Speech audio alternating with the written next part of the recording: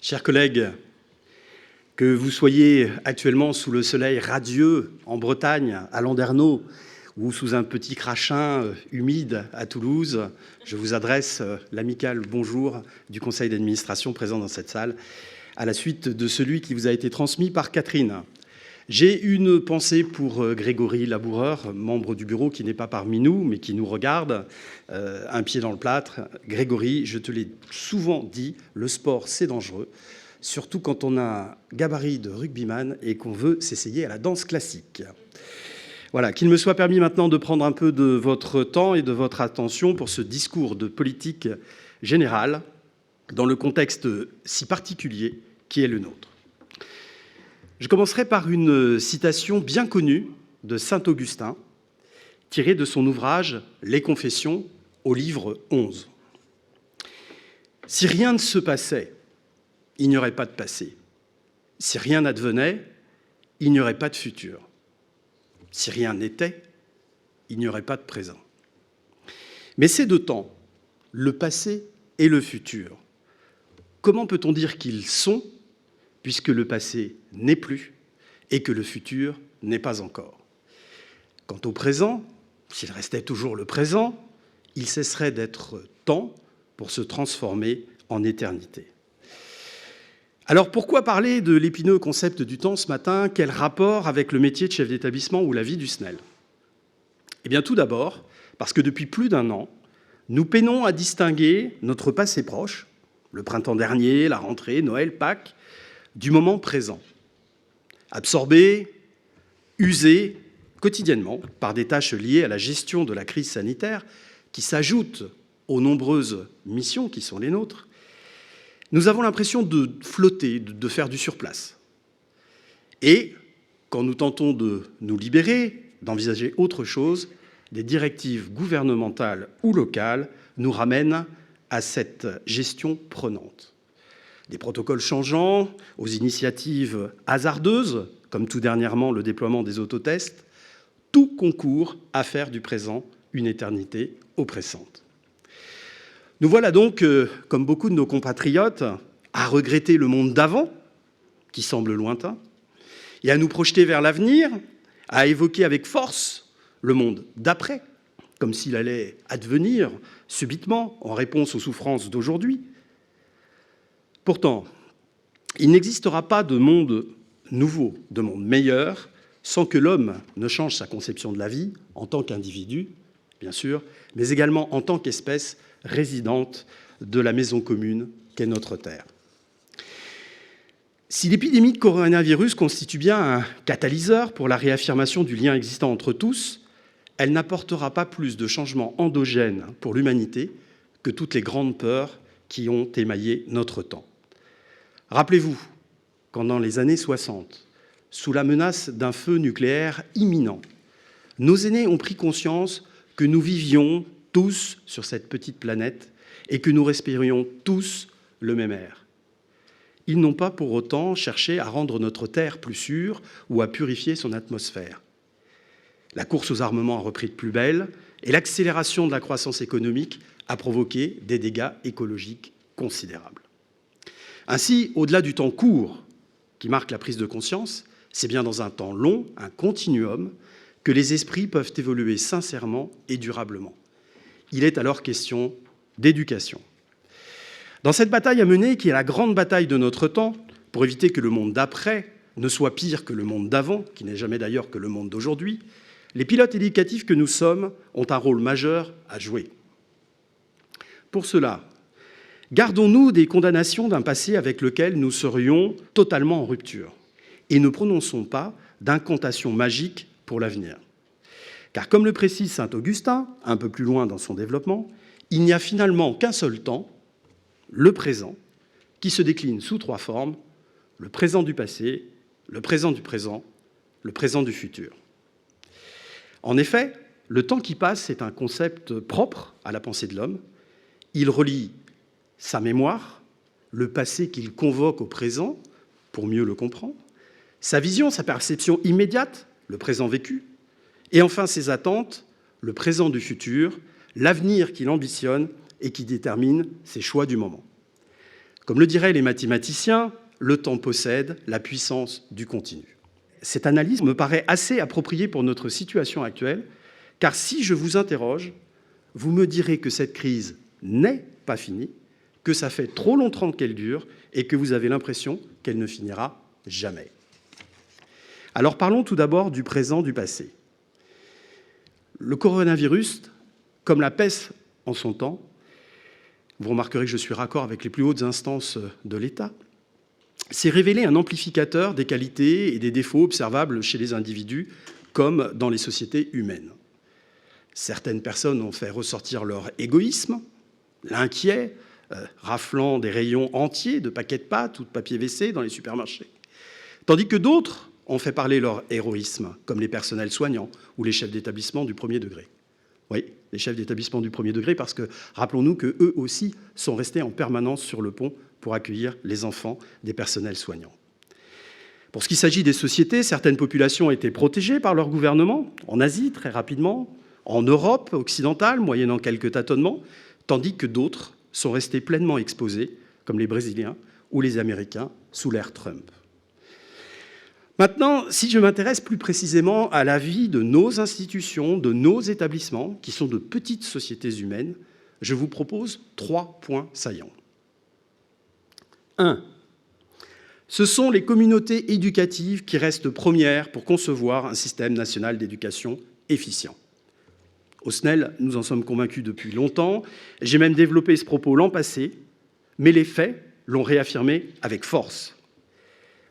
Car si nous avons eu un ministre très volontaire pour garder nos écoles ouvertes, il faut au moins lui accorder cette qualité, il est nécessaire de rappeler que ce sont bien les organisations humaines et matérielles, dans la réalité des moyens de chaque établissement et pilotées par le chef d'établissement, qui ont permis de maintenir le lien avec la jeunesse de notre nation et de poursuivre la mission de l'école. Alors c'est quand même extraordinaire de voir que quand tout va mal, on nous donne carte blanche pour mettre en place le fonctionnement le plus approprié, à partir d'une feuille de route, et que ça marche. Alors que d'ordinaire, on cherche à rogner en permanence nos espaces d'initiative et à normer ce fonctionnement. Je me prends donc à rêver que dans la continuité de ce que nous traversons, nous allons enfin évoluer vers plus d'autonomie. Par exemple, dans le domaine de la gestion des ressources humaines, avec davantage de liberté dans le choix de nos équipes pédagogiques. Je le dis sans ambages, les accords sur l'emploi tels que nous les connaissons ne doivent plus exister. À l'heure où la fonction publique connaît une transformation déterminante dans le domaine de la GRH et de la GPRH, en ayant enfin compris que ce n'est pas à un algorithme ou à des syndicats de dicter la constitution des équipes, voilà que nous voudrions, nous, persister dans de mauvaises pratiques observées dans moultes académies. Restons cohérents. Une seule communauté éducative et une seule communauté de travail, nous dit le législateur. Qu'à cela ne tienne, demandons alors une seule manière de recruter, où le projet d'établissement a toute sa place et où la recherche de compétences particulières est acceptée, comme dans n'importe quelle organisation, association, pour ne pas dire entreprise. Avec cette même idée de cohérence et de reconnaissance de la diversité des établissements, sachez que le SNEL s'est bien battu depuis le mois d'août dernier pour obtenir des garanties sur la mise en place de l'évaluation des établissements. La loi, c'est la loi, nous a-t-on dit, et elle s'applique à vous. Certes, avons-nous rétorqué, mais cette loi respecte-t-elle l'esprit de la loi Debré, qui lui est antérieure et qui s'appuie sur un principe constitutionnel, la liberté de choix des familles en matière d'éducation, ce qui permet au caractère propre d'exister. Alors après quelques explications de texte, dans tous les sens du terme, et l'obtention de l'ajournement d'un an, nous avons fini par obtenir des garanties écrites et des aménagements préalables, notamment sur la formation des évaluateurs. Ces éléments nous permettent de penser aujourd'hui que nous allons dans le sens d'un partenariat encadré visant à donner de la valeur à nos pratiques, même si, bien entendu, nous resterons vigilants. Sur ce sujet, il convient de saluer que le secrétariat général de l'enseignement catholique a bien compris nos préoccupations pour les faire valoir auprès du Conseil d'évaluation de l'école. Sur la question de l'autonomie, je ne développerai pas davantage. Je précise néanmoins avoir l'espoir de voir aussi se concrétiser une dynamique publique autour des propositions 7 et 8 du Grenelle de l'éducation. Je les cite. Engagement 7, donner le pouvoir d'agir aux équipes éducatives de nos écoles grâce à une direction d'école consolidée. Ça, c'est pour le premier degré. Engagement 8, donner plus d'autonomie aux équipes des collèges et des lycées pour développer leurs projets. Amen. Et bien entendu, nous comptons tous sur la démarche prospective engagée par l'enseignement catholique pour réaffirmer cette dimension de l'autonomie au sein du principal réseau de l'enseignement libre. J'en arrive maintenant à mon deuxième point, qui n'est pas sans relation avec le précédent. Le principe de subsidiarité est le seul viable si l'on veut qu'une responsabilité s'exerce véritablement.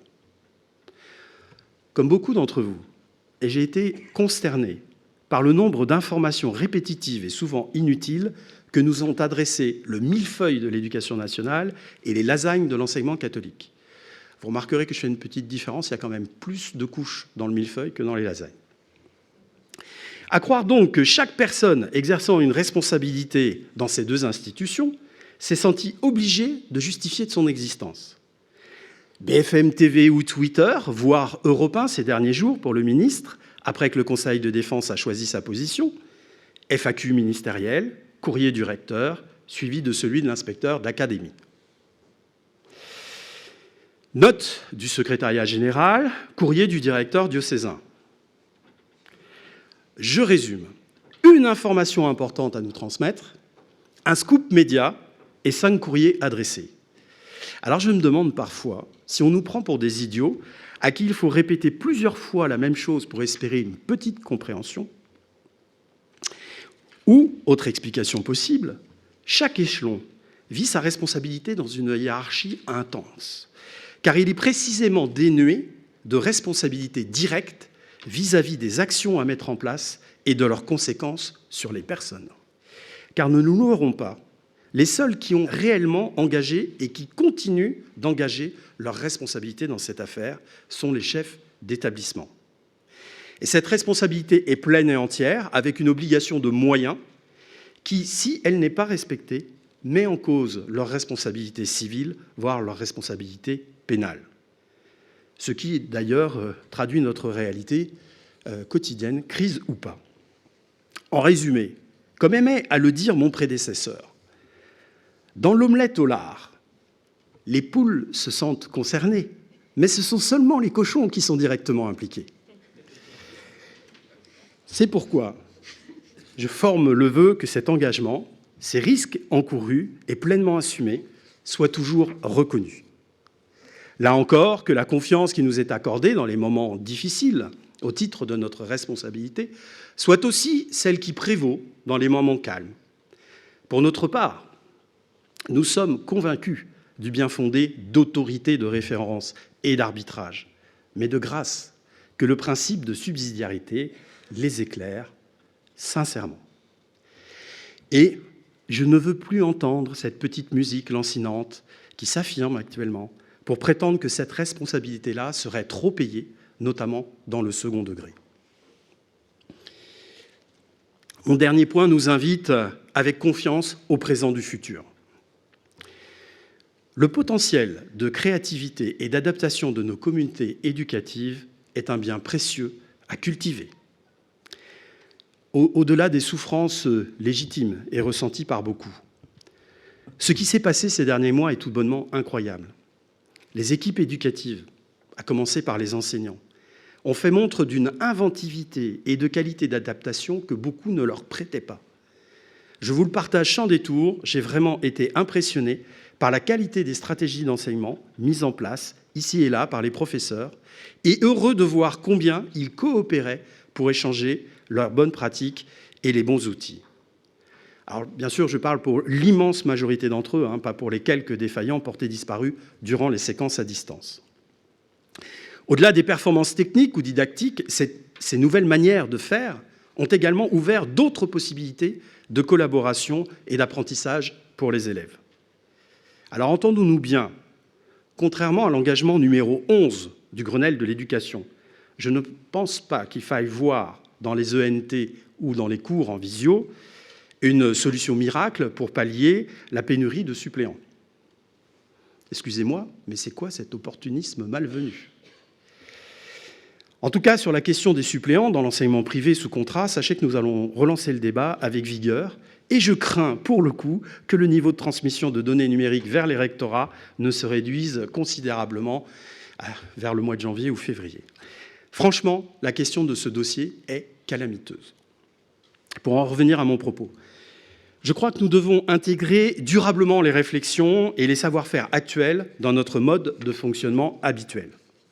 Facilitons la mise en place de formations entre pairs sur la base du volontariat lors de temps libres, pause méridienne, fin de journée, ou encore lors de journées pédagogiques. Pour que les bonnes pratiques demeurent et se développent, il faut que les enseignants puissent partager régulièrement leurs retours d'expérience et mutualiser des enseignements. Pensez-y lors de la préparation de votre calendrier pour l'année 2021-2022. Accentuons, lorsque c'est possible, le niveau d'équipement numérique de nos établissements, en développant le débit interne, en utilisant les suites logicielles gratuites, en promouvant l'équipement individuel des élèves pour lesquels des propositions commerciales se démocratisent avec des coûts mensuels parfois inférieurs à celui d'un abonnement pour leur mobile. Revoyons les modalités de réunion et notamment de concertation en temps ordinaire. Il ne s'agit pas d'abandonner le présentiel, mais peut-être de le réserver aux grands enjeux ou pour la convivialité, sans en faire un passage obligé. Webinars, conférences Zoom, groupées, éclatées, documents collaboratifs en ligne, toutes ces modalités peuvent nous servir à enrichir notre travail de coordination avec les équipes. Par ailleurs, la crise a eu aussi cette vertu de retisser des liens forts avec les parents d'élèves. Nous avons dû communiquer davantage vers eux, ils ont dû s'associer au processus d'apprentissage de leurs enfants à distance, parfois ravis, parfois dans la douleur. Reconnaissons que, là encore, c'est plutôt la bienveillance qui a prévalu. Alors, entretenons ce capital confiance qui fait sens avec notre vision de la communauté éducative où les parents occupent leur juste place. Enfin, saluons l'engagement qui est celui des personnels OGEC qui, eux aussi, se sont fortement mobilisés pour assurer un cadre administratif et matériel rendant possible la poursuite de notre activité.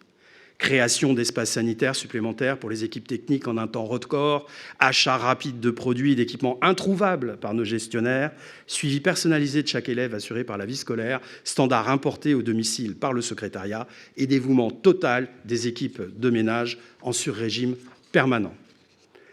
Toutes ces volontés tendant vers un but unique, la continuité du service d'éducation, me laissent penser que nous avons beaucoup de chance de vivre dans les maisons qui sont les nôtres et d'exercer une responsabilité. Tout comme nous avons eu la chance également d'avoir des mandatés du SNEL bien présents sur le terrain pour échanger et remonter un certain nombre d'informations, et des personnels des services nationaux qui ont toujours répondu présents à nos sollicitations pour nous accompagner dans la traversée de ces moments aussi inédits qu'incertains.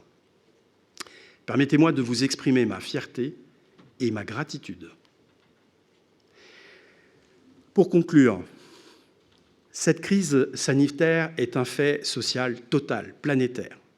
La Covid-19 a tué plus de 3,5 millions de personnes de par le monde, plus de 100 000 en France.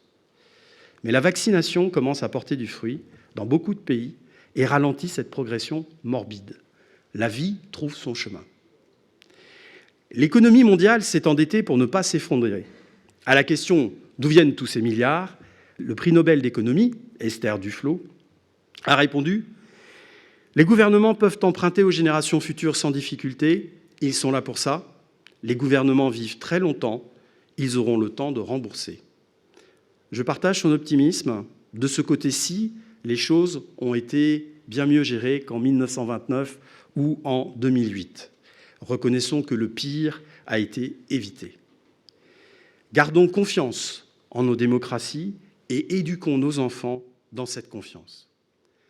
D'autant plus que l'UNESCO estime qu'entre 30 et 40% des enfants dans le monde n'ont pu bénéficier d'écoles pendant plus d'un an, faute de moyens pour l'enseignement à distance.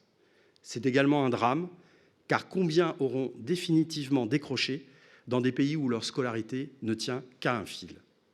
N'oublions pas que partout où l'ignorance progresse, l'intelligence régresse et fait le lit pour toute forme de totalitarisme, civil ou religieuse.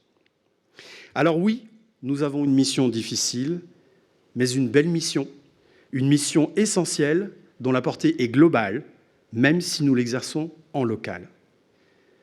Au temps présent, agissons pour nos écoles, mais aussi pour l'humanité tout entière, et laissons à Saint-Augustin le mot de la fin. Les temps sont mauvais, soyons bons, et les temps seront bons, car nous sommes le temps. Merci de votre attention.